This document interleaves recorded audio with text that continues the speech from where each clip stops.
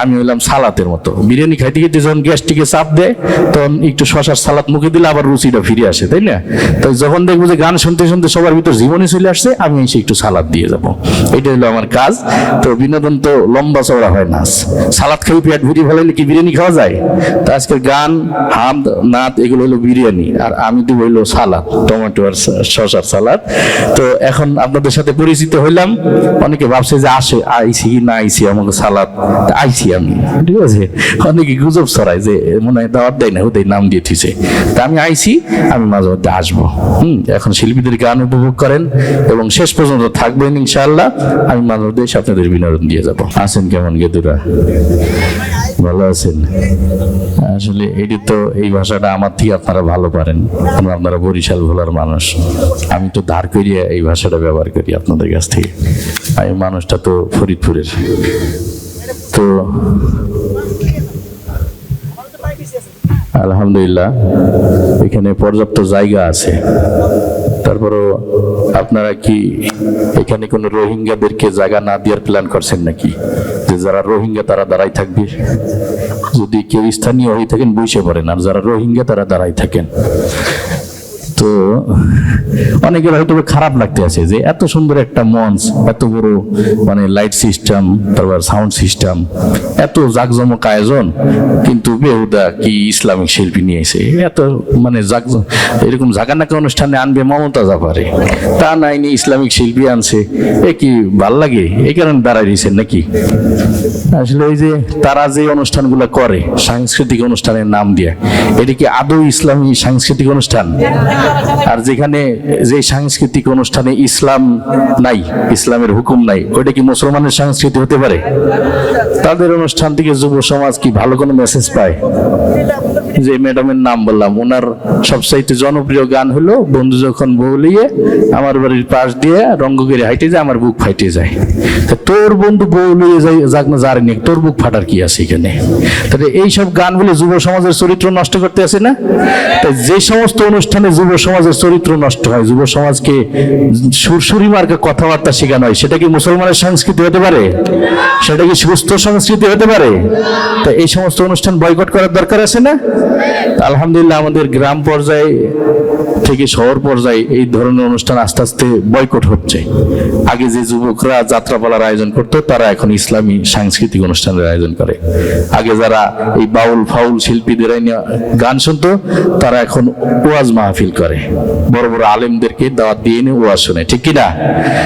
তো ওই তারা দেখছে, মমতাজ বেগমরা দেখছে যে এখন তো আমাকে মার্কেট ডাউন হয়ে গেছে, এই আমাকে মঞ্চ দিয়ে হুজুররা দখল করে নিছে, তা আমারও তো একটু হুজুর পরিচয় দেওয়ার দরকার।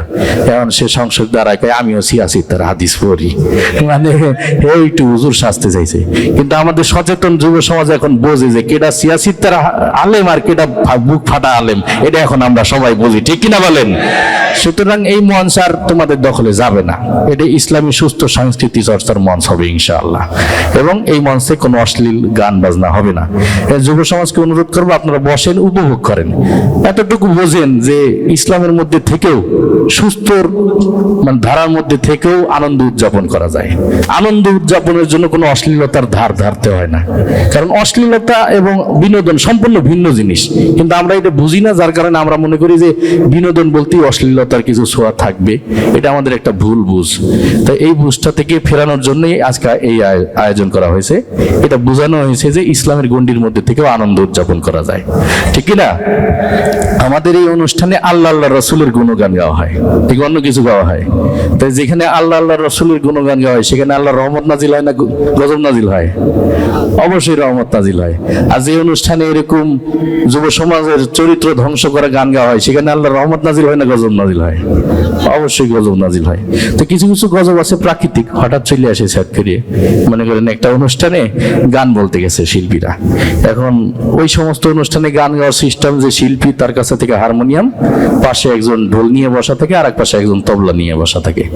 ওই শিল্পী হারমোনিয়াম বাজায় গান গায়, পাশে একজন ঢোল বাজায়, আর এক পাশে একজন তবলা বাজায়। এখন শিল্পী গান শুরু করবে, ঠিক ওই সময় তার টয়লেটে চাপ দিছে। এখন সে তো মঞ্চে বসে গেছে, এখন তো আর দৌড় দিয়ে টয়লেটে চলে যাওয়া যায় না, কিছু একটা তো পরিবেশন করার দরকার। তো কোনো উপায় না দেখে হারমোনিয়াম বাজায় আর সুরে সুরে বলে, আগায় এসেছে। তখন এই পাশে যে ঢোলালা বসা, সে চিন্তা করলো আমার তো একটু সান্ত্বনা দেওয়ার দরকার। তখন সে ঢোল বাজায় আর বলে, তাকদুম তাকদুম তুমি চাইপা চাইপা রাখো, তাকদুম তাকদুম। তো এই পাশে যে তবলালা বসা, সে চিন্তা করলো আমারও তো একটু সান্ত্বনা দেওয়ার দরকার। তখন সে তবলা বাজায় আর বলে, তেরি কেটে তাক চেপে চেপে রাখ, তেরি কেটে তাক চেপে চেপে রাখ। তা আমাদের এখানে ঢোল তবলা হারমোনিয়াম কিচ্ছু নেই, আমাদের চেপে চেপে রাখারও দরকার নেই, ঠিক কিনা বলেন? আমরা খালি গেলে আল্লাহ রসুলের গুণগান গাবো, এটাই আমাদের আনন্দ, ঠিক না? আমরা কোনো না জায়েজ অশ্লীল কোনো বিনোদনের মধ্যে যাব না, ঠিক আছে? আমাদের মূল অনুষ্ঠান আল্লাহ রসুলের গুণগানই। গজল শুনতে থাকবেন, আর মাঝে মাঝে আমি আসবো আর কি, ওই 4-5টা গজলের পর আসবো। মনে করেন আমি হইলাম সালাতের মতো, বিরিয়ানি খাইতে খেতে যখন গ্যাসটিকে চাপ দেয়, তখন একটু শশার সালাদ মুখে দিলে আবার রুচিটা ফিরে আসে, তাই না? তো যখন দেখবো যে গান শুনতে শুনতে সবার ভিতর জীবনে চলে আসছে, আমি এসে একটু সালাদ দিয়ে যাব, এটা হলো আমার কাজ। তো বিনোদন তো লম্বা চওড়া হয় না, সালাদ খাই পেট ভরি ফেলাইলে কি বিরিয়ানি খাওয়া যায়? তো আজকের গান হামদ নাত এগুলো হলো বিরিয়ানি, আর আমি দিব হইলো সালাদ, টমেটো আর শশার সালাদ। তো এখন আপনাদের সাথে পরিচিত হইলাম। অনেকে ভাবছে যে আসে আইসি কি না আইসি আমাকে সালাদ, আইসি আমি, ঠিক আছে? অনেকে গুজব ছড়ায় যে মনে হয় দাওয়াত দেয় না, ওদের নাম দিয়ে থুইছে। তা আমি আইসি, আমি মাঝে মধ্যে আসবো। এখন শিল্পীদের গান উপভোগ করেন এবং শেষ পর্যন্ত থাকবেন ইনশাআল্লাহ। আমি মাঝে মধ্যে এসে আপনাদের বিনোদন দিয়ে যাব, থাকবেন তো ইনশাআল্লাহ? সারা রাত থাকবেন না? আমাকে লঞ্চ আছে, সারা রাত থাকা যাবে না।